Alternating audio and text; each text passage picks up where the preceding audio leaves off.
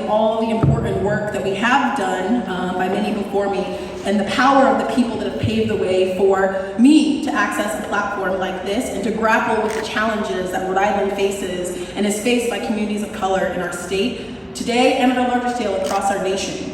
The fight for racial healing is a shared fight. It's a long fight, and it's one that currently does not have an end. It's a daily practice. And now that might not sound optimistic, but I promise it's shrouded in hope. I'm going to talk a lot about hope, not just because it's my campaign slogan, hope in action, but because I believe in the transformative, gracious, ferocious, naive, joyful, and audacious power of hope. Hey. When we talk about hope, we're not just talking about change, we're talking about systemic change. I'm talking about hope in a system that understands through data and lived experiences like mine and Rep. Henries, and the work of countless advocates like those in this room, experts that know the deep scars of racism and the human cost, the financial cost, and the spiritual cost that it has had on our communities. And we gather here today to recognize that through a passage of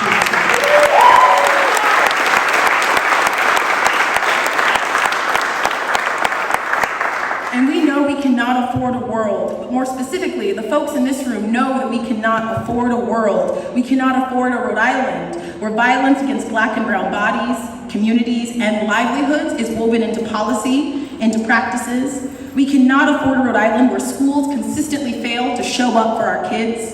We cannot afford a Rhode Island where our kids are poisoned with lead in our water, poisoned by the air that they breathe in the Port of Providence, in the soil that their families live in with chronic diseases plaguing our communities, and where our houseless neighbors spend year after year hoping for shelter through a patchwork of social programs that fail to remember we have not yet solved our most basic problems. Yes. Juneteenth is about regrounding in that reality. Yes. Whether it's bawling my eyes out watching another Black life lost on television, whether it's joyfully crying because I'm watching Watchmen or Miles Morales and Across the Universe, or watching Janine teach young kids in Abbott Elementary, or gleefully watching The Little Mermaid and crying just a little bit because it's my favorite Disney movie, and watching someone who looks like me and has hair like mine being celebrated. Those tears are both joyful, there's trauma, and it's also hope.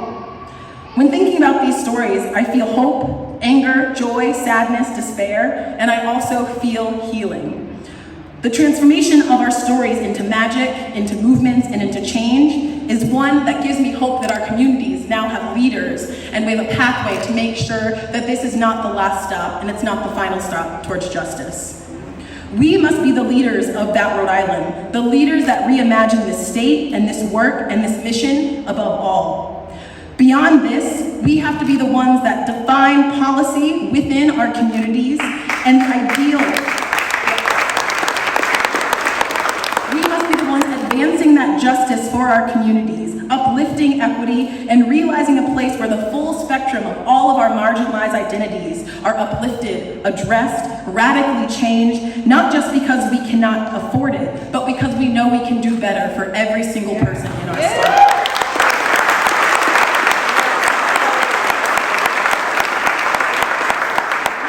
Juneteenth is not a destination, it is a consistent practice in justice. It's a dedication to placing our history first and prioritizing our people and putting us on that path towards greater realized justice. It's a knowledge that our systems were built and founded on our communities not being prioritized, our livelihoods being slighted, excluded. Whether it's redlining of our communities, the creation of credit scores, the passing of voter ID laws that prevent people in our state from voting, whether it's placing of big polluters in our communities' backyards, these decisions were not made in a vacuum. They were made and created for our communities to be dumping ground. Juneteenth is about remembering, honoring, and grounding ourselves in that reality and pushing forward because there is hope in action. It's acknowledging that these decisions to have clean air, clean water, clean soil. Justice is about fresh air, affordable produce in every single neighborhood, and knowing that's possible in our lifetimes. It's the hope that high-quality public schools that meet and exceed outcomes for every single student, no matter their zip code, The idea that we can provide college and a future where everyone is a reality, where our schools are no longer pipelines to prisons, where the minimum wage is something that we can live off and pay rent and make sure we can afford life's most basic necessities. It's every single job paying a respectable living wage. It's about paid time off, it's about parental leave. That justice is knowing that above all, not in an alternative universe like Miles Morales, it's about knowing it's possible right now, not in 20 years, not waiting, right now.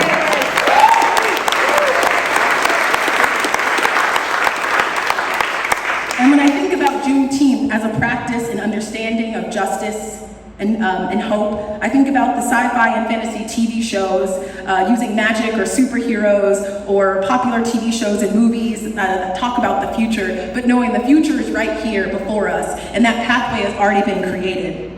The time is now for us to think about these problems, not watching another generation pass before us before we actually get our justice that we've been waiting so long for. It's about closing that opportunity gap, that wealth gap, that has left too many who look like me outside of the decision-making table.